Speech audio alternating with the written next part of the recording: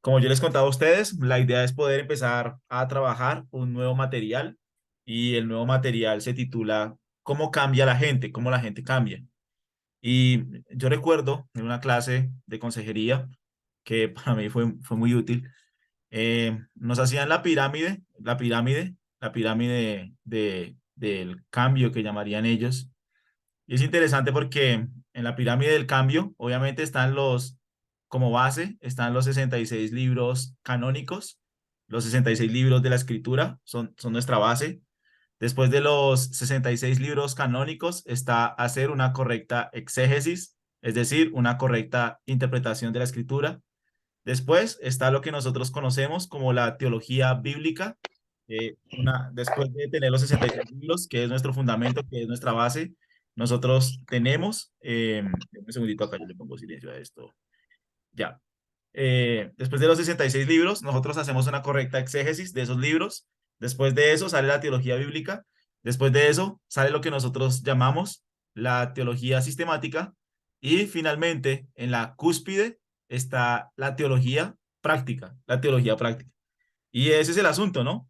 Que llegar a la sana doctrina, llegar al evangelio de Cristo, llegar a una correcta interpretación de las escrituras, debe llevar a las personas en la práctica a crecer en la piedad, a crecer en la santidad, a ser transformados en sus corazones, en sus deseos, en sus patrones de pecado, en eso que nosotros teníamos arraigado en el mundo, la mentira, el engaño, el dinero, la pornografía, las desviaciones sexuales, todas las cosas, como lo dice el apóstol Pablo, y vosotros erais esto en el pasado, pero por la gracia de Cristo, por el Evangelio de Cristo, por la verdad de Dios, sus corazones han sido transformados y se hace evidente en sus vidas, se hace evidente en el cambio que ustedes han tenido, que han experimentado. Y realmente toda la escritura debe apuntar hacia allá, o sea, no puede suceder que una persona se quede en un peldaño de estos, por ejemplo, que tenga una buena teología sistemática, que sea un erudito, por así decirlo, en la soteriología, en la doctrina de Dios, en la amartología, en la escatología, que tenga, mejor dicho, una buena exposición de lo que es la teología sistemática, pero que el siguiente peldaño, que es la práctica, no se evidencie y no sea real en sus vidas. Eso no tiene ningún sentido, ¿sí? Entonces, a la luz de la escritura, a la luz de este curso, la idea es que nosotros de verdad podamos evaluar nuestras vidas y podamos ver la manera en la que nosotros estamos lidiando con el pecado. Estamos lidiando con los malos pensamientos, con los malos deseos, con las malas respuestas, con patrones equivocados de pecado que si están gobernando nuestras vidas, de hecho en algunas personas es muy probable que ni siquiera exista o haya la salvación de Cristo, que solo haya una mera práctica. Religión no lo digo en el mal sentido de la palabra, sino como un legalismo, como unas ciertas ideas acerca de lo que es la fe, pero que no sea algo real, práctico en sus vidas, en sus corazones. Entonces, el propósito del libro, no, de pronto para los que pudieron echarle un ojito a la primera lección, yo le envié un poquito sobre el tiempo, pero el asunto es ese, ¿no? El asunto es que nosotros aprendamos a ver realmente la palabra de Dios obrando en nuestros corazones, obrando en nuestras respuestas pecaminosas, porque yo respondo de esta manera, o porque con todo el mundo tengo conflicto, o porque con todas las personas estoy chocando, o porque me desespero tanto cuando se trata de dinero, o porque trato así a las personas que están cerca de mí, porque las personas que están cerca de mí siempre resultan heridas, siempre resultan lastimadas, o sea, ¿por qué? Porque yo estoy viviendo esas situaciones en mi vida, en mi corazón, y la idea es que nosotros podamos ver a lo largo de este curso. em, si ustedes lo miran, de pronto para los que tienen material, más o menos en la página 9 dice el autor, y voy a leer mucho, la verdad voy a leer mucho y voy a estar trabajándolo aquí. Él dice, si has sido cristiano durante un día o si has sido cristiano durante una década, oramos que el Señor use este material para mostrarte cómo tu corazón, cómo tu mente y espíritu aún están moviéndose hacia Dios o lejos de Él en cualquier momento dado. Y ese es el asunto. Yo debo identificar mi corazón hacia dónde se está dirigiendo. Mi corazón se dirige hacia el mundo, mi corazón se dirige a tener respuestas de pecado. Ya el pecado, ya la respuesta de pecado, ya la ira, ya el enojo, la maledicencia, el chisme, la murmuración, el engaño, el orgullo, ya es una práctica habitual en mi vida, o realmente yo estoy caminando a ser como Cristo. El objetivo de mi día, de mi vida, día tras día, es ser como Cristo, es responder como Cristo respondería, es actuar de la manera que Él actuaría en mi lugar. Entonces, hacia dónde está caminando tu vida? ¿Hacia dónde vas? ¿Vas más hacia el mundo? ¿Sigues respondiendo de la misma forma, de la misma manera que lo hacías hace 2 años, hace 3 años? ¿O realmente estás caminando a ser como Cristo, a ser transformado en lo profundo de tu corazón por el Evangelio, por la gracia de Cristo, para responder hacia Él? Entonces, Em, dice, ¿estás caminando hacia Dios o lejos de Él? Así también estás cerca o lejos de otras personas y hasta de ti mismo. Hay nuevos problemas para reconocer cuestiones existentes desde hace mucho tiempo para enfrentar otra vez. Guerras para ganar, lujurias para perder, relaciones para reconciliar y más. El llamamiento es constante y la tarea enorme, pero no lo emprendes sin recursos sobrenaturales. Mientras vivas, tienes la esperanza para el cambio. Y ese es el asunto. Y todo empieza, creo yo, por ahí. Y es que hay una esperanza para nosotros ser transformados, hay una esperanza para nosotros ser cambiados. No hay nada, dice la escritura, no hay nada difícil para Dios, no hay nada imposible para Dios, no hay algo que Dios no pueda hacer en mi corazón, pero yo debo estar dispuesto a caminar de su mano y a tener un destino, a tener una meta en mente. No hay cosa imposible para Dios. Y siempre es interesante el pasaje en Marcos, en el capítulo 8. Creo que es un pasaje que siempre me da consuelo, Marcos capítulo 8, y dice que en aquellos días había, perdónenme un segundito, en Marcos 8, perdón, es en Lucas 8, perdón, Lucas 8, Lucas, en el capítulo 8. Siempre llama la atención en este pasaje cuando Jesús habla con el endemoniado Gadareno. Dice la Biblia que arribaron a la tierra de los Gadarenos, que está en la ribera opuesta a Galilea. Al llegar él a la tierra, vino a su encuentro un hombre de la ciudad, endemoniado desde hacía mucho tiempo. Y no vestía ropa, ni moraba en casa, sino en los sepulcros. Este, al ver a Jesús, lanzó un gran grito y postrándose a sus pies, exclamó a gran voz: ¿Qué tienes conmigo, Jesús, Hijo del Dios Altísimo? Te ruego que no me atormentes. Y cuando nosotros miramos la historia de este hombre, pues de verdad era una persona que se encontraba en una situación crítica. De verdad que en nuestro tiempo este hombre estaría en un lugar de reposo, en un lugar para enfermos mentales, porque era una persona que no vestía ropa, era una persona que no moraba en casa, era una persona que estaba en los sepulcros, era una persona que tenía una fuerza impresionante, estaba endemoniado y su vida estaba completamente destruida, o sea, su vida no tenía ninguna esperanza, él no tenía ninguna esperanza de salir adelante, no tenía ninguna esperanza de ser transformado. El pueblo, toda la gente del pueblo lo amarraba en los sepulcros y él mismo se inventaba la manera de romper las cadenas. Era una vida trágica, era una vida triste, pero es impresionante que cuando él se encuentra con Cristo, al final de la historia, él está sentado, vestido, en su juicio cabal y su vida ha sido transformada porque se ha encontrado con el Maestro, porque se ha encontrado con Cristo, porque su vida realmente en su interior fue una nueva criatura. Y siempre pienso eso, ¿no? O sea, si mi vida no es tan complicada como la que tenía el endemoniado Gadareno, si mi vida se ve un poco mejor que la que en la que se encontraba el endemoniado Gadareno, Dios tiene el poder de transformarme a mí, Dios tiene el poder de transformar mi vida, Dios tiene el poder de transformar mi matrimonio. No hay algo que sea difícil para Él, no hay algo que sea imposible para Él en ese sentido. Dios tiene el poder, tiene la capacidad, tiene la disposición, nos dio a su Hijo para nosotros ser transformados en nuestro corazón, en nuestras vidas, en nuestro interior. No es posible que una persona diga, no, es que yo siempre he sido así. Yo no tengo cambio. La amargura que yo tengo en mi corazón no tiene cambio. La falta de perdón que hay en mi vida no tiene cambio. Mi ira no tiene cambio. Mira, eso es mentira. Porque si el endemoniado Gadareno pudo cambiar, Dios puede cambiarme a mí, seguro.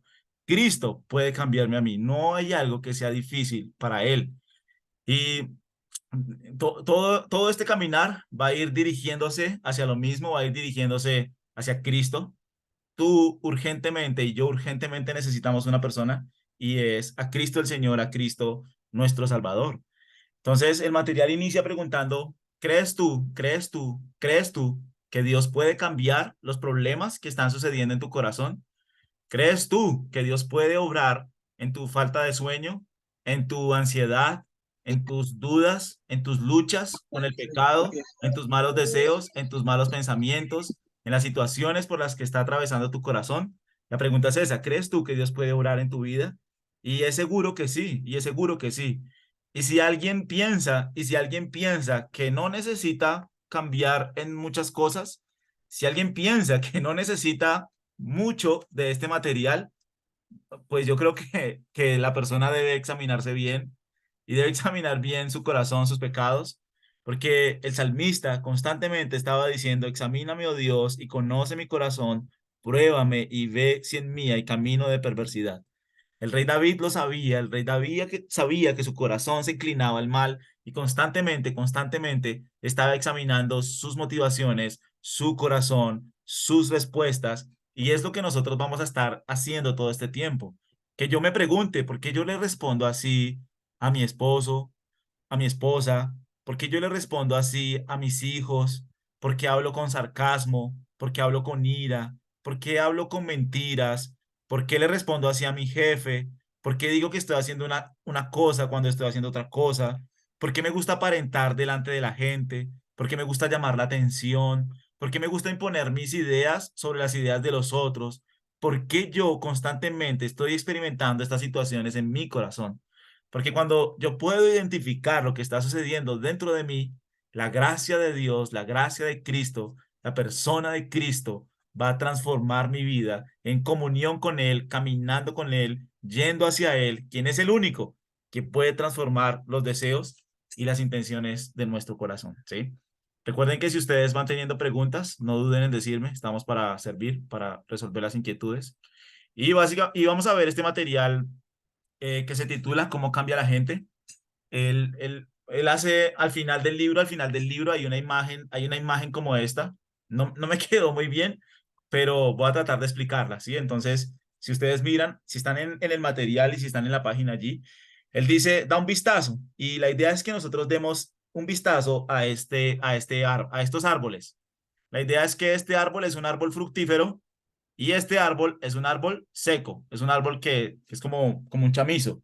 Entonces, ¿qué situaciones experimentan estos dos árboles en común? Que están en la misma tierra y que sobre los dos está dando el mismo calor, el mismo calor. Entonces, ¿qué es el calor? Bueno, el calor como pecadores, nosotros tendemos en nuestros corazones a responder en variedad de maneras pecaminosas.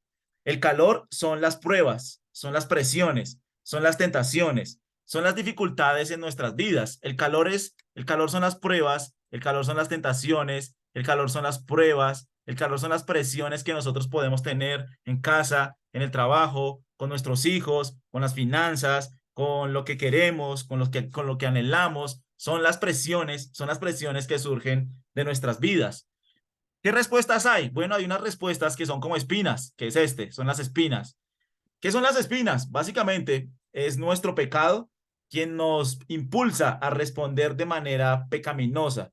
Respondemos de muchas maneras, con ira, con enojo, con mentira, con engaño, respondemos con doble sentido, respondemos con sarcasmo, respondemos con exageración, respondemos de tantas maneras que podemos responder a las presiones, a las situaciones difíciles, se manifiesta el pecado en nuestras vidas y el contraste, pues obviamente es el fruto del Espíritu. El fruto del Espíritu, que es amor, gozo, paz, paciencia, benignidad, bondad, fe, mansedumbre, templanza. ¿Por qué sucede esto? Porque Dios no se encuentra en nuestro pecado y lucha aquí en el corazón. ¿El problema dónde se encuentra? En lo profundo. El problema se encuentra en el corazón. Ay, perdón. Un segundo. El problema se encuentra en el corazón y es la gracia de Cristo, es la gracia de la cruz la que puede transformar nuestro corazón pecaminoso.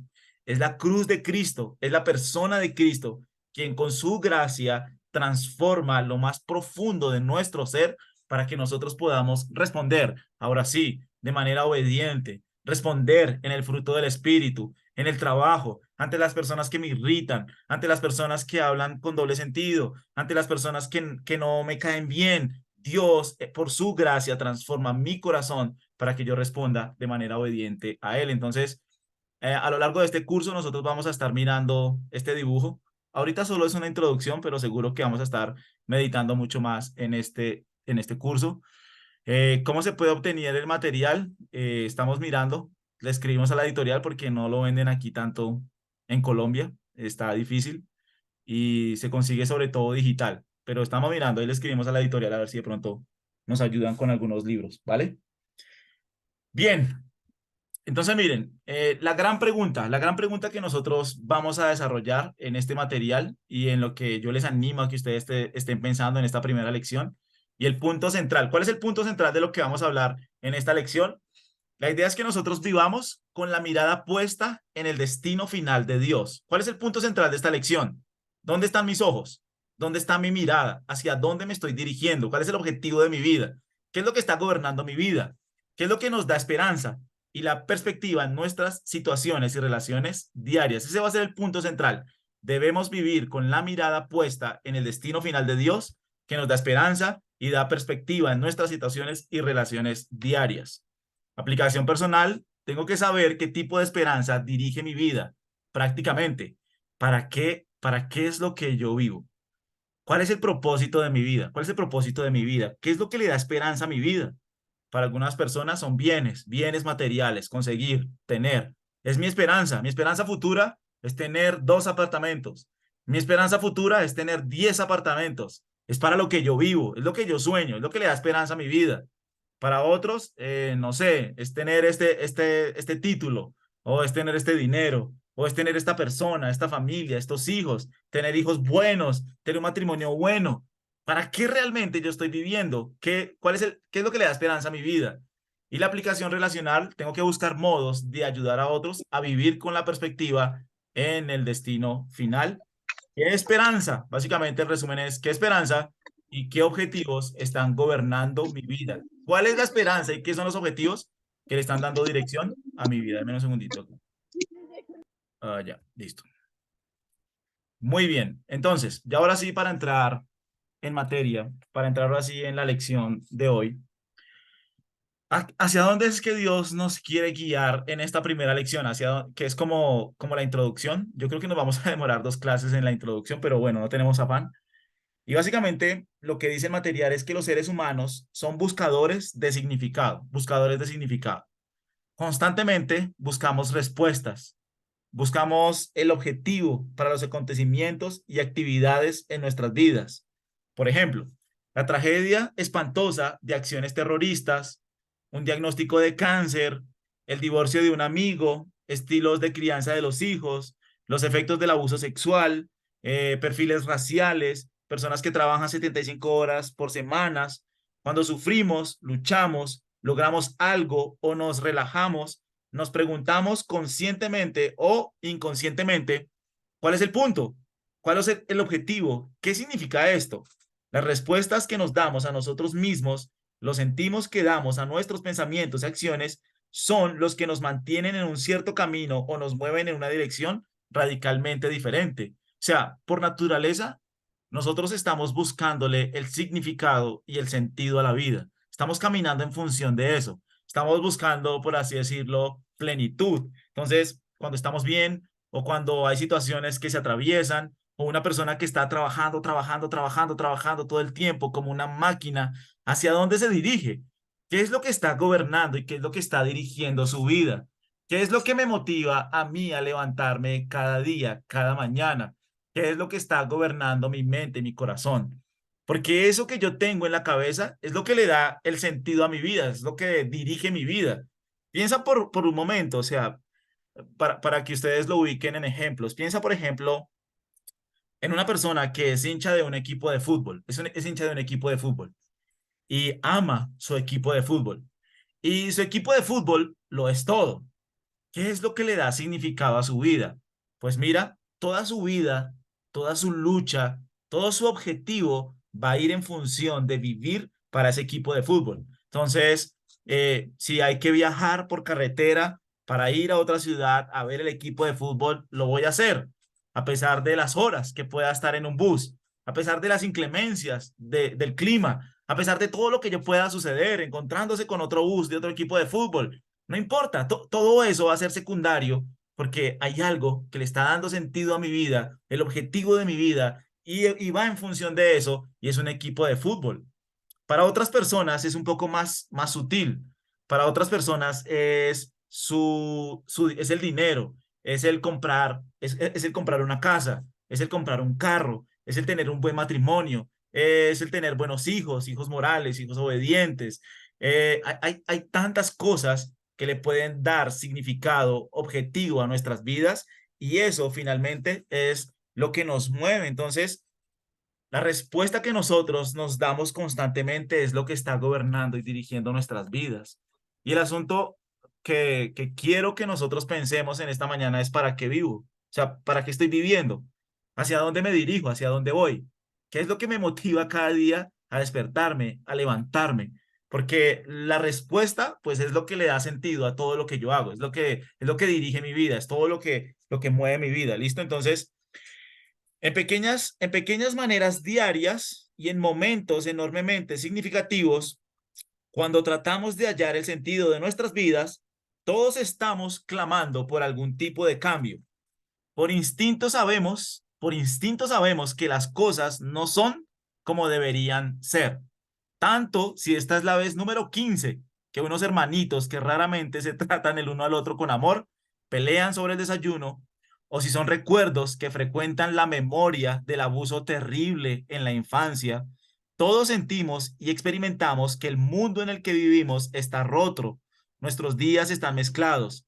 Claro que sonreímos y nos reímos, pero antes de que el día se acabe también podríamos fruncir el ceño, gritar o llorar. ¿El asunto cuál es?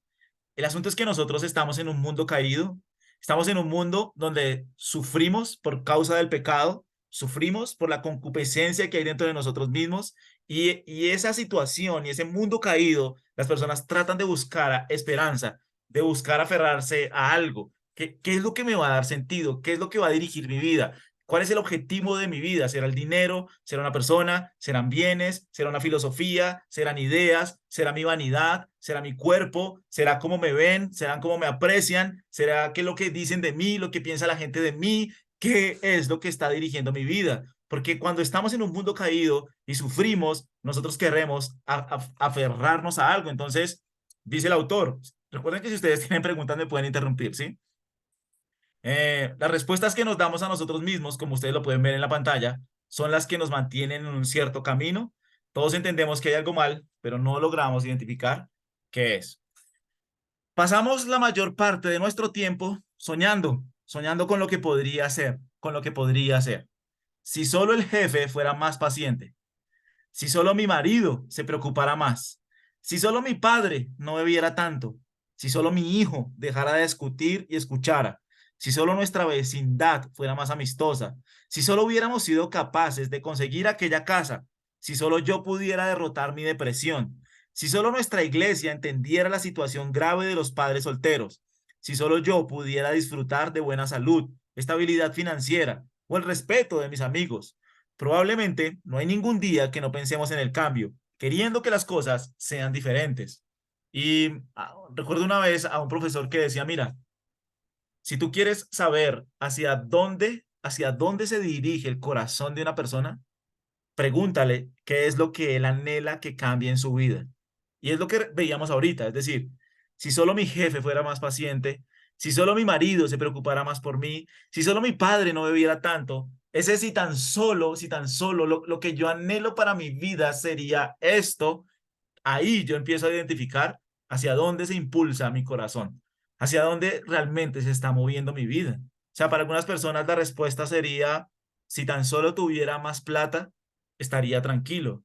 Y ya puedes identificar cuál es el ídolo que gobierna tu vida, qué es lo que está gobernando, dirigiendo tu vida. Alguien podría decir, si tan solo tuviera salud, bueno, estás identificando otro ídolo en tu corazón. Es ese anhelo de que las cosas cambien externamente nos muestran hacia dónde nosotros nos dirigimos, hacia dónde nosotros vamos. Entonces, al hacer esto, dice el autor, tenemos cuadros en nuestra mente, miramos nuestras vidas y nos decidimos dónde el cambio es necesario y a qué esto debería parecerse. Es decir, es como si nosotros fuéramos como Dios. Nosotros decimos, mira, si tan solo yo tuviera esto, estaría perfecto, estaría excelente. Actuamos como si fuéramos Dios. Esto es lo que yo necesito. Así es como mi vida debería lucir. Así es como mi vida debería ser. El problema es que hasta nuestras mejores definiciones del cambio nos fallan. A menudo, nuestros deseos del cambio fundamentalmente no son malos, sino que ellos no son lo suficientemente profundos. Y ese es el asunto. A menudo, nuestros deseos del cambio no son malos. Es decir, que yo quiera tener un matrimonio piadoso no es malo. Que yo quiera tener hijos piadosos no es malo. Que yo quiera que Dios me sane no es malo. El problema es que Dios puede estar utilizando esas situaciones para tratar algo más profundo dentro de mí. Esas cosas son buenas y si Dios quiere las puede cambiar. Pero lo más importante es que yo en mi corazón sea transformado. Es que yo en mi corazón cambie en lo profundo de mi ser. Es que Dios haga cambios realmente profundos en el corazón, en lo profundo del ser. Y como yo les decía, vamos a ir seguido a esta imagen.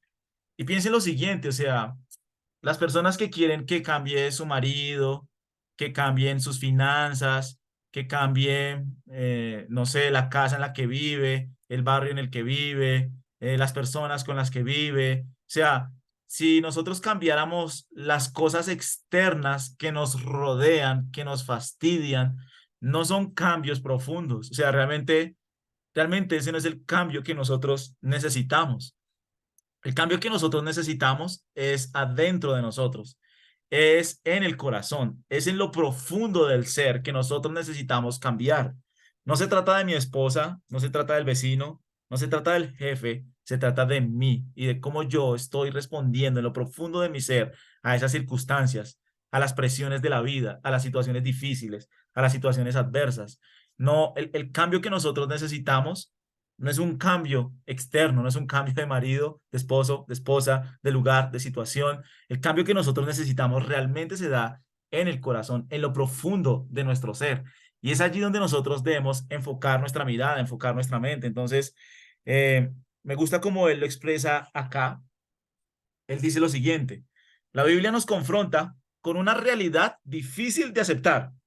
El cambio, ojo con esto, creo que es lo más importante de la lección, el cambio más necesario en nuestras vidas no es el cambio de nuestras situaciones y relaciones, sino de nosotros mismos. Ojo con eso.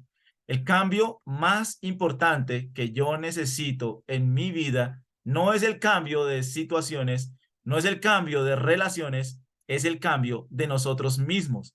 Es ahí donde nosotros debemos enfocar el cambio. Si una persona enfoca el cambio hacia su jefe, hacia la enfermedad, hacia el dinero, hacia otras cosas, estás mirando para el lugar equivocado. La Biblia nos confronta, la Biblia nos enseña una realidad difícil de aceptar. El cambio más necesario en nuestras vidas no es el cambio de nuestras situaciones y relaciones, sino de nosotros mismos. Ojo con esto, la cosa de la cual Dios está más determinado a rescatarnos es de nosotros mismos. Ojo con esto, la cosa de la cual Dios está más determinado a rescatarnos es de nosotros mismos. ¿Cuál es el cambio que Dios quiere hacer? Es en nosotros, es en nuestro corazón, es en la ira, es en el enojo, es en la falta de paciencia, es en la falta de humildad, es cuando respondo con orgullo, cuando respondo con altivez, cuando respondo con enojo. Es allí que Dios quiere operar el cambio. Dios no está tan interesado, por así decirlo, en cambiar las circunstancias. Dios está interesado en cambiarme a mí y en cómo yo estoy respondiendo. Y mira, siempre me gusta como alguien lo decía, Dios no tiene afán, Dios no tiene afán. Dios puede permitir que una situación se prolongue y se prolongue y se prolongue hasta que la persona esté dispuesta a humillarse en su corazón. Dios no tiene ningún afán. Siempre pienso en Jonás huyendo de Nínive. Siempre me gusta pensar en esa historia. Jonás huyendo de Nínive. Dios no tenía, o sea, Dios no tenía ningún afán. O sea, Dios lo dejó irse a Tarsis. Dios lo dejó comprar su boleto a Tarsis. Dios lo dejó dormir en el barco. Dios lo dejó estar en la ballena y Dios lo volvió a escupir al lugar donde había empezado su huida. Nosotros pensamos que podemos huir del trato de Dios, pero no. O sea, Dios va a orquestar situaciones, Dios va a presentar situaciones similares, parecidas en nuestras vidas, si nosotros somos creyentes, ¿no? Ya vamos a ver eso. Si nosotros somos creyentes, Dios va a utilizar situaciones para que nosotros cambiemos, para que nosotros respondamos como Cristo respondería, para que nosotros aprendamos a humillarnos delante de Él, a humillarnos bajo la poderosa mano de nuestro Dios. Dios va a permitir situaciones, no como un Dios mezquino, no como un Dios malo, no un Dios que se goza en el sufrimiento, como un Dios bueno, amoroso y compasivo que quiere llevarnos a crecer a la estatura de su Hijo, a la estatura de Cristo. Y como alguien me decía una vez, mira, eres tú el que puede ponerle, por así decirlo, el acelerador a esta situación, o eres tú el que le pone el freno. ¿Cómo quieres que Dios trate contigo? Me decía. Dios puede tratar contigo con cincel o Dios puede tratar contigo con pincel. Tú eliges la manera en la que Dios quiere que trate tu vida, porque Dios, mira, Dios va a orquestar situaciones, Dios va a presentar situaciones a nuestro alrededor para cambiarnos a nosotros en medio de esas situaciones. Que si yo sufro con ira, Dios va a utilizar situaciones para que yo aprenda a responder humildemente, con mansedumbre, con paciencia. Dios tiene el poder, Dios tiene la capacidad de transformarme a mí, fruto de una relación con su Hijo, fruto de una relación con Cristo. Entonces, lo repito, la cosa de la cual Dios está más determinado a rescatarnos es de nosotros mismos. Dios sabe que lo que estropea relaciones y situaciones es la gente, y la gente es el objeto de su cariñosa obra de cambio continuo. Dios está más interesado en cambiar a la gente que en cambiar las circunstancias de la gente. O sea, en eso nosotros debemos estar muy claros. El cambio que nosotros necesitamos no es externo, no es el cambio de nuestra esposa, no es el cambio de nuestros hijos, no es el cambio de la enfermedad, no es el cambio que me rodea. El cambio que yo necesito es el cambio dentro de mí. Si Dios por su gracia quiere cambiar el matrimonio, gloria a Dios. Si Dios por su gracia quiere cambiar la enfermedad, gloria a Dios. Si Dios por su gracia quiere cambiar cosas en nuestro entorno, gloria a Dios. Pero el cambio más importante se enfoca en nosotros, en nuestro corazón, en los ídolos de nuestro corazón. Y Dios está orquestando situaciones para tratarnos allí, para cambiar nuestro corazón, para cambiar nuestros deseos. Entonces, no sé si tienen preguntas, dudas, inquietudes. Pastor, una consulta. Sí, señor. Pues, una consulta. Eh, me gustó mucho el otro día cuando mm, expresaste el porcentaje de los protestantes en el mundo, es un porcentaje muy pequeño. Digamos que si el mundo tendrá, no sé, por decir una cifra, 6.000 millones de habitantes, un porcentaje pequeñito son los que, digamos, eh, somos, digamos, salvos y Sí, entendemos cosas. Hace poco estuve mirando un libro que fue un bestseller, se llama El Secreto. sí, El Secreto de, de una famosa escritora. Fue un libro bestseller que se vendió sí, no sé cuántos millones de veces. lo han Bueno, vendido. esas entrevistas que se le hicieron a esta señora, ella dice, todo lo que tú pienses, todo lo que tú hagas, está dentro de la ley de atracción y acción, y todo Sí, se cumplirá, tus deseos se cumplirán. sí, Tú debes concentrarte en que debes pensar, inclusive grandes mm, pensadores de hoy en día sí, y pastores de iglesias de la prosperidad y demás, lo eh, usan. lo usan y Sí, usan esa ideología falsa, digamos, esa herejía para distorsionar. y de ser desviar a las personas en lo que verdaderamente es lo que es Sí, nuestro interior y el cambio nuestro es simplemente nuestro interior y es precisamente Dios mismo que nos rodea y nos hace cambiar. así es, amén. Pero muchísimas personas piensan lo contrario, piensan que Sí, es así es. pero por sus deseos positivos y por sus Pecado. pensamientos y cosas, ¿no? Sí, por el pecado, la gente, así es, sí, así es. Muchas iglesias también se han metido en eso. Y es eso, ¿no? Es como que anhelas que el cambio está afuera, que las cosas cambian es afuera, que todo está afuera. Pero el problema realmente, a la luz de la escritura, está dentro de mí, ¿sí? En ese movimiento están iglesias, bueno, muchos motivadores, muchas cosas. Pero ese no es un cambio real, ese no es un cambio profundo. Ese es un cambio que puede ser pasajero, pero que no transforma realmente a nadie. Así es. Alexandra, Dios me la bendiga. Hola Cami, tengo una pregunta. Señora, A ver, hace poquito escuchaba un sermón sobre algo así como que nosotros no sabemos pasar por la tribulación, sí, porque estamos acostumbrados a que, o más bien nos han enseñado desde la infancia que te caes y te levantas, ¿no? Te das palmaditas y te levantas, ¿no? sí. Solo o con Dios o como sea. Entonces, tengo una pregunta muy puntual y es, o sea, ¿cómo atravesar la tribulación de la que hablas o esos momentos o circunstancias difíciles por las que Dios nos atraviesa? ¿Está mal pedirle al Señor como sácame de esto? O más bien mi oración tiene que ser, Señor, ayúdame a resistir la tribulación porque tú sabes cuánto tiempo va a durar y tú sabes que tengo que aprender de esto. Digamos, ¿cómo orar a través de ella? Es como mi pregunta.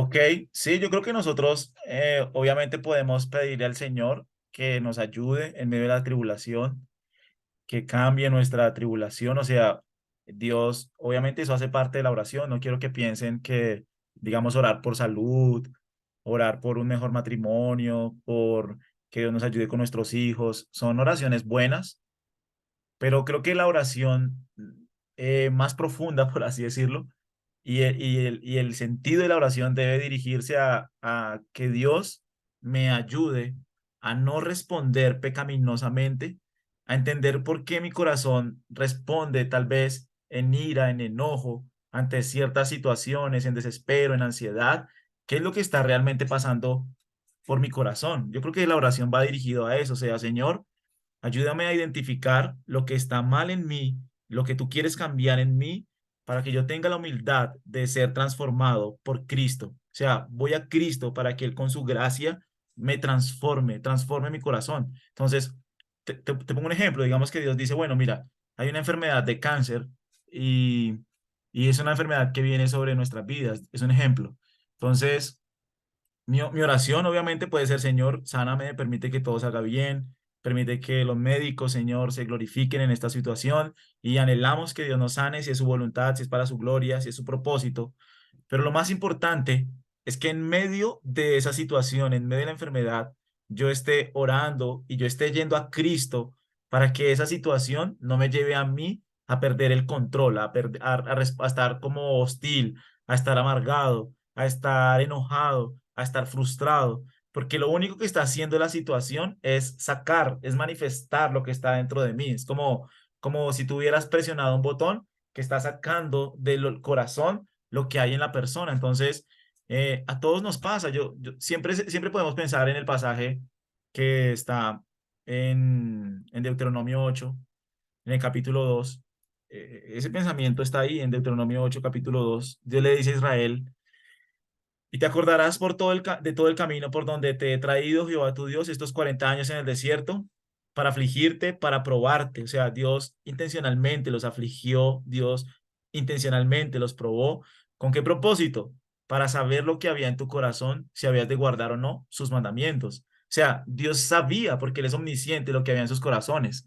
El asunto es que estas circunstancias pusieron de relieve lo que había en el corazón. Entonces, te voy a poner un ejemplo, digamos, es un ejemplo, en una oficina viene la persona de recursos humanos y la persona de recursos humanos dice, vendimos la empresa, se acabó la empresa. Entonces, empezamos a ver diversas reacciones en las personas. Alguien se puede desmayar, sí, realmente en su corazón esa empresa era su ídolo, o puede estar pensando, no sé, en el sustento, o puede estar pensando en las deudas, o puede estar pensando en muchas cosas e inmediatamente se desmorona, se cae, se desmaya. Otras personas pueden responder en grito, en ira, no, ¿qué está pasando? Pero hay otras personas que puede que su corazón realmente esté en Dios, esté arraigado en Cristo, que esa no sea un problema, por así decirlo, para la persona. Bueno, perdí mi trabajo. Puede tener actitud de Job, Jehová dio, Jehová quitó, sea el nombre de Jehová bendito. ¿Por qué? Por lo que hay en su corazón. De la abundancia, dice Proverbios, del corazón, habla la boca.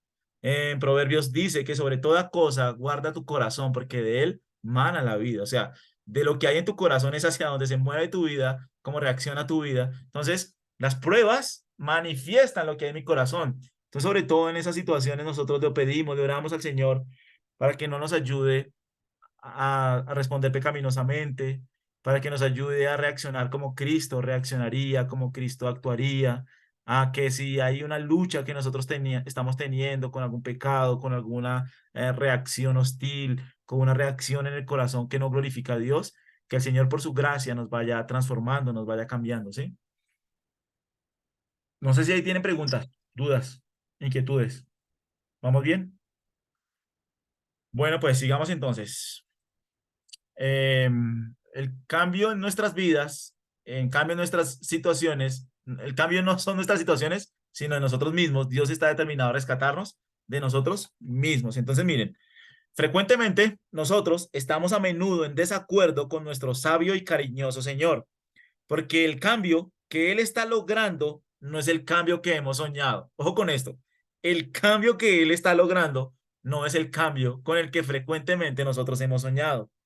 Soñamos con el cambio a nuestro alrededor, mientras Dios trabaja en medio de lo de alrededor para cambiarnos a nosotros mismos. Es impresionante. Nosotros soñamos con el cambio alrededor, pero no, lo que desconocemos es que Dios está utilizando las situaciones alrededor nuestras para cambiarnos a nosotros.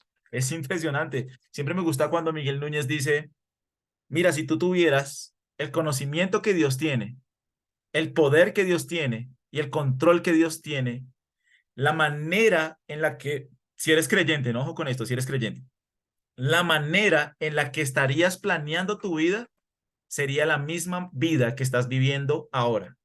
Si tuvieras todo el conocimiento que Dios tiene de todas las situaciones, de todas las posibles situaciones que pueden pasar en tu vida, de todas las cosas con las que puedes estar luchando, de todas las cosas que te pueden ayudar a crecer a la estatura de Cristo, si tú tuvieras el mismo conocimiento de Dios, si tuvieras el mismo poder de Dios, si tuvieras el mismo control de Dios, la vida que habrías planeado sería la misma vida que tienes hoy. Sería el mismo esposo o esposa que tienes hoy. Sería el mismo jefe, el mismo trabajo que tienes hoy. Tú, con el conocimiento que Dios tiene, con el poder que Dios tiene, con el control que Dios tiene, estarías planeando la misma vida que estás viviendo hoy. No sería un milímetro distinta, porque Dios, nuestro Padre amoroso, quien quiere lo mejor para aquellos que son sus hijos, que están en Cristo, que se han arrepentido, que han creído, no estaría planeando algo mejor que lo que nosotros estamos viviendo hoy. Y aún si eso se puede ver a través de tribulaciones, de enfermedades, de circunstancias difíciles, estaríamos planeando la misma vida que estamos viviendo si tuviéramos el conocimiento de Dios. Porque Dios de verdad es bueno, porque los que aman a Dios, todas las cosas les ayudan a bien. Entonces, Dios utiliza las situaciones alrededor nuestra para cambiarnos a nosotros mismos. Ahora, esta pregunta es muy importante. Ojo con esto. Espérenme, aquí está, acá. ¿De qué? ¿De qué? ¿De qué y a qué quiere Él cambiarnos? ¿De qué y a qué quiere Él cambiarnos? Ojo con esto. ¿De qué quiere Dios cambiarnos y a qué quiere Dios cambiarnos? Él quiere cambiarnos de la gente, ojo con esto, Él quiere cambiarnos de la gente que viven para sí mismos, que viven centrados en sí mismos, que solo piensan en sí mismos, a la gente que literalmente es como Él.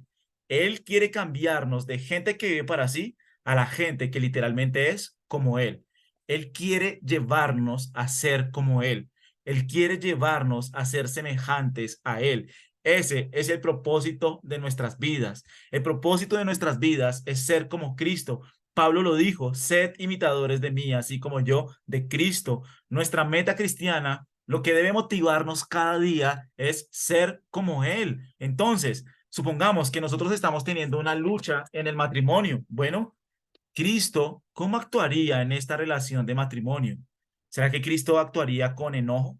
¿Será que Cristo actuaría pecaminosamente? ¿Será que Cristo actuaría con sarcasmo, con mentira, con engaño? ¿Será que cómo actuaría Cristo en esta situación? ¿Qué es lo que haría Cristo? ¿Qué es lo que haría mi amado Señor? Porque ese es el objetivo, si eres creyente, ¿no? Si eres creyente. Si no eres creyente, lo que estamos hablando es locura para ti. No, no puedes recibirlo. Pero si eres creyente, el objetivo, la meta de nuestras vidas es ser como Cristo. Y si en el trabajo hay un jefe hostil, mi llamado es a responder como Cristo respondería. Y si en la familia hay gente que está hablando mal de mí, o en la familia hay gente que está señalándome o está diciendo cosas malas de mí, mi respuesta, ¿cuál es? Mi respuesta debe ser como la de Cristo. Estoy caminando a ser como Cristo. Como cuando mis hijos no obedecen, cuando no hacen caso, ¿cuál es la manera en la que yo debo responder? Yo debo responder como Cristo respondería, no con ira, no con enojo, no con egoísmo, no con amargura. El cambio que Dios quiere hacer en nuestras vidas es que ya no vivamos para nosotros mismos, sino para que nosotros seamos como Él. Y Pedro lo dice, miren segunda de Pedro 1:4, segunda de Pedro 1:4, Pedro 1:4. Miren segunda de Pedro 1:4. Miren lo que dice el apóstol Pedro. Miren esto. Por medio de las cuales nos ha dado Dios preciosas y grandísimas, ay, espérenme, y grandísimas promesas. ¿Para qué? Para que por ellas lleguéis a ser participantes, ojo con esto, de la naturaleza divina, habiendo huido de la corrupción que hay en el mundo a causa de la concupiscencia. Todos nosotros estábamos movidos por la corrupción del mundo y por la concupiscencia de nuestro ser. ¿Qué era lo que movía nuestras vidas antes de Cristo? La corrupción del mundo y los malos deseos de nuestro cuerpo, los malos deseos de nuestro ser. Eso era lo que gobernaba nuestras vidas. Eso era lo que dirigía nuestras vidas. Me gusta como Efesios 1 lo dice, nosotros estábamos en la corriente de este mundo, estábamos en la contaminación de este mundo, estábamos completamente cegados en nuestro entendimiento, cautivos en nuestra voluntad, dañados en nuestros deseos. Todos nosotros estábamos en la corrupción de este mundo, en la concupiscencia de este mundo. No teníamos problema con las malas palabras, no teníamos problema con los malos lugares, con los malos pensamientos, con la pornografía, con los malos deseos, con la sensualidad, con tantas cosas que gobernaban nuestras vidas. Pero, dice el apóstol Pablo, pero cuando ustedes se encontraron con Cristo, cuando vinieron a Cristo en fe y en arrepentimiento, ustedes recibieron algo que se llama la naturaleza divina. Dios cambió la naturaleza que había en nosotros para que llegáramos a ser participantes de la naturaleza divina. Este es el verdadero cambio. Es allí que inicia el verdadero cambio, habiendo nacido de nuevo, teniendo la vida de Dios dentro de mí, teniendo el Espíritu Santo morando dentro de mí, teniendo una nueva naturaleza dentro de mí, siendo una nueva criatura. Todo el cambio inicia desde acá. Todo el cambio inicia desde acá. Si una persona, mira, una persona puede decir que es creyente, que va a la iglesia, que la iglesia, mejor dicho, lo ha cautivado, el evangelio de Cristo, pero si esa persona no está siendo transformada por la obra de Cristo, si esa persona no está cambiando, si esa persona no se ve un fruto de arrepentimiento, de cambio interno, mira, no ha sucedido absolutamente nada. Porque los muertos no pueden cambiar, porque los muertos no pueden desear a Dios. El cambio inicia recibiendo la naturaleza divina por medio de haber creído y haberme arrepentido de mis pecados. Miren, una de las cosas más importantes que nosotros debemos haber hecho en nuestras vidas es haberle clamado, suplicado al Señor que nos salve. que nos salve de la corrupción del mundo, de la concupiscencia de nuestro cuerpo hacia el mundo, que es atraída hacia el mundo, para que el Señor por su gracia me dé su espíritu y yo tenga un nuevo corazón y yo sea salvo y yo tenga la naturaleza divina.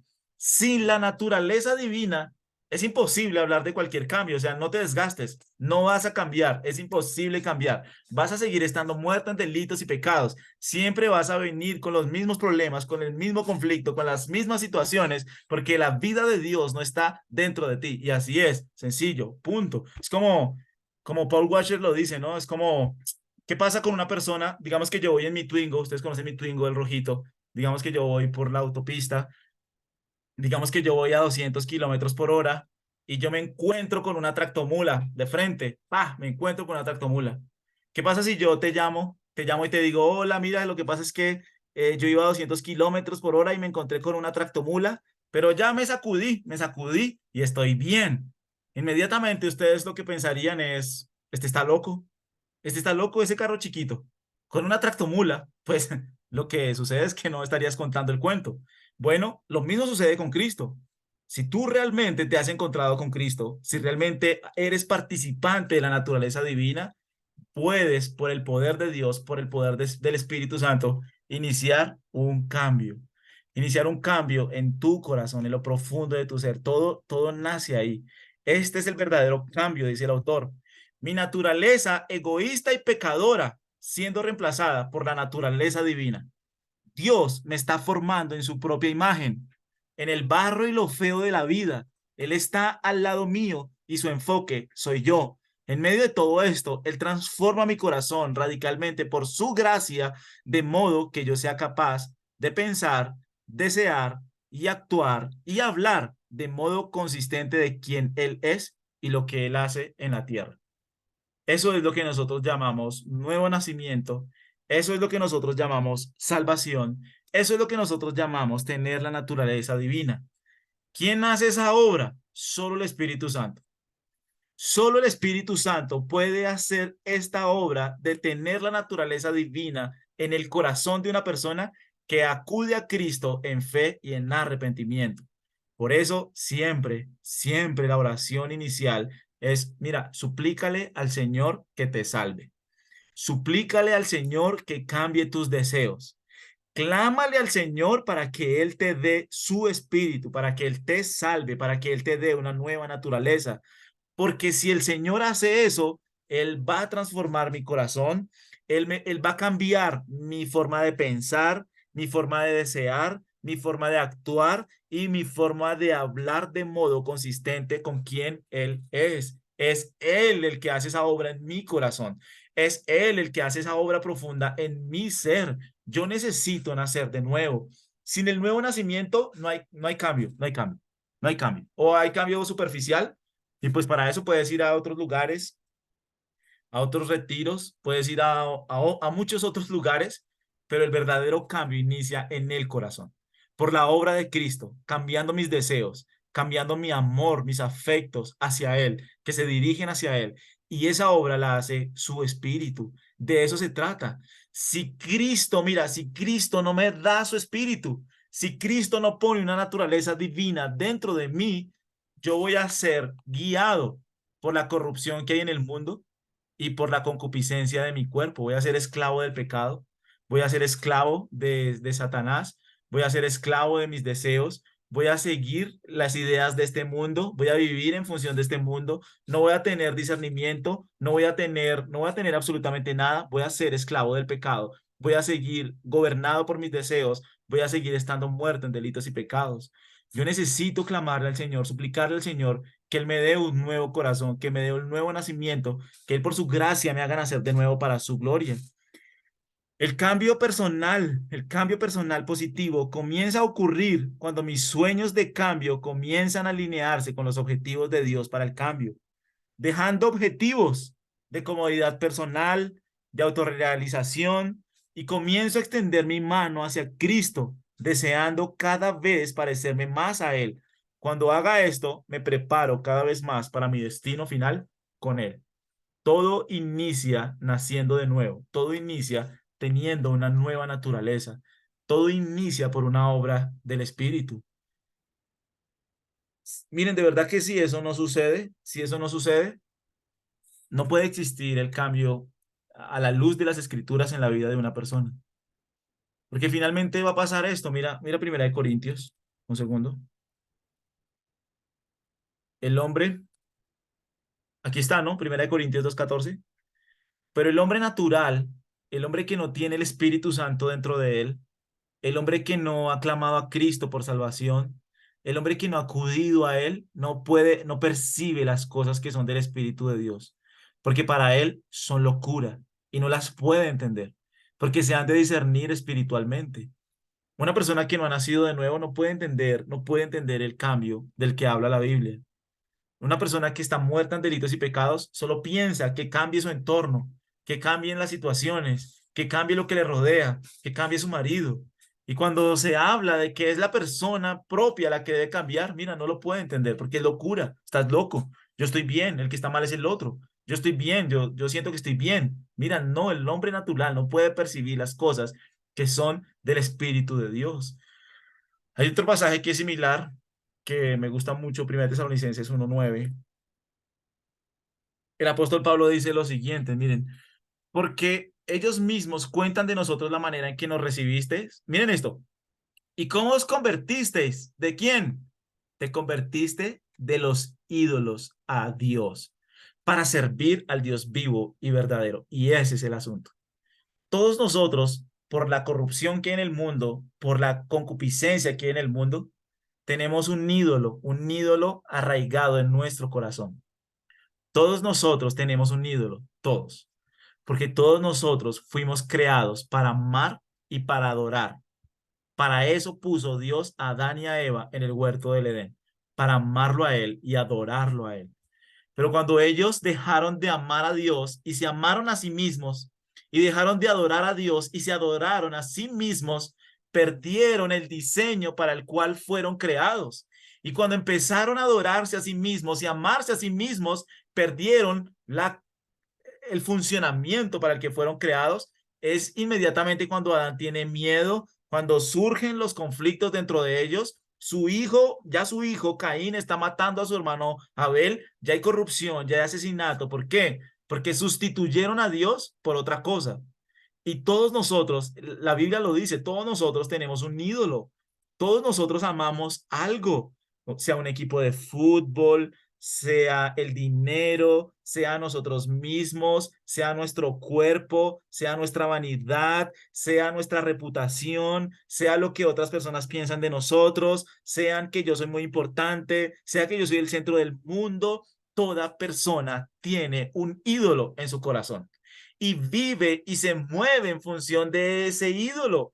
¿Qué es lo que le da objetivo a su vida? ¿Qué es lo que le da gozo a su vida? ¿Qué es lo que dirige sus pensamientos, su pasión, sus fuerzas? Es que miren, es impresionante, porque, porque así es. O sea, cuando se trata normalmente de las cosas del Señor, cuando se trata de las cosas de Dios, las cosas toman las cosas de Dios como algo secundario, ¿me entiendes? Como que si me queda tiempo, si estoy bien, si las cosas van bien, pero cuando pones eso en función de su ídolo, la persona corre, la persona se trasnocha, la persona se esfuerza, la persona hace todo lo posible porque es su ídolo, porque como lo dice en Jeremías, ¿no? Es su ídolo al que sirve, al que se entrega, al que se da, al que adora, por el que corre, por el que se mueve, por el que trasnocha. De eso se trata. Mira cómo ustedes se convirtieron. ¿De quién? De los ídolos a Dios. Eso es el nuevo nacimiento. Dios por su gracia pone una naturaleza divina dentro de mí que me da la capacidad de amarlo a Él, de adorarle a Él, de que ahora Él es lo más precioso, lo más valioso, lo más hermoso, y yo busco servir al Dios vivo y verdadero. Este pasaje describe el verdadero cambio. El cambio que nosotros necesitamos en nuestro corazón está dentro. ¿Y quién lo hace? El Espíritu Santo. No hay un programa, una persona, Cristo. No hay un programa, no hay un método, no hay absolutamente nada. Es el Evangelio de Cristo. Cuando una persona va a Cristo en arrepentimiento y fe, el Espíritu da vida al corazón. El Espíritu ahora abre mis ojos para que yo vea mi pecado, para que yo vea el ídolo que gobernaba mi vida, y para que ahora sí yo pueda enfocarme en Dios, amarlo a Él, servirle a Él y adorarlo a Él. Si eso no sucede, si no hay nuevo nacimiento, todo lo demás no te va a servir. No puede ser, no es posible. Porque la obra la inicia Dios en el corazón del pecador. Y si alguien dice, bueno, yo no he nacido de nuevo, suplícale al Señor que te salve, suplícale al Señor que te dé vida, suplícale al Señor que ponga su espíritu dentro de ti, suplícale al Señor para que te dé el nuevo nacimiento, suplícale al Señor para que Él haga la obra dentro de ti. Como nosotros lo decíamos al principio, ¿no? No hay una vida que Dios no pueda transformar. No hay una vida que Dios no pueda transformar. No hay una vida que le quede grande a Dios. No existe. No existe una vida que sea demasiado difícil para Él.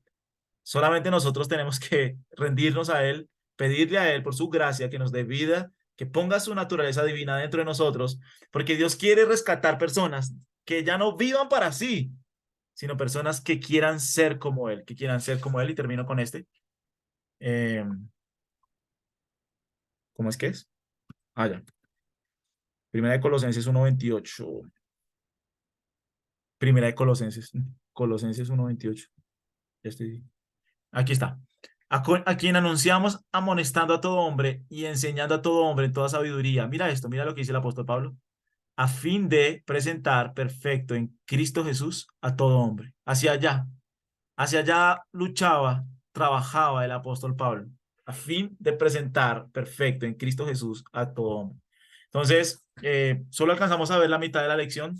Dentro de 8 días la terminamos. Pero quiero que piensen eso esta semana, ¿no? Hacia dónde estás caminando, hacia dónde estás caminando, hacia dónde se está dirigiendo tu vida. ¿Qué es lo que le da sentido a tu vida? ¿Cuál es el objetivo de tu vida? ¿Cuál crees que es el ídolo que está gobernando tu corazón? Y si no has nacido de nuevo, puedes pedirle al Señor que te salve, que te dé su espíritu, que Cristo por gracia te salve, te perdone, limpie tus pecados. Él te puede dar nueva vida, Él puede darte una nueva naturaleza. Porque teniendo esa nueva naturaleza, no estoy diciendo que ahora todo es perfecto, ya ahora todo se solucionó, no.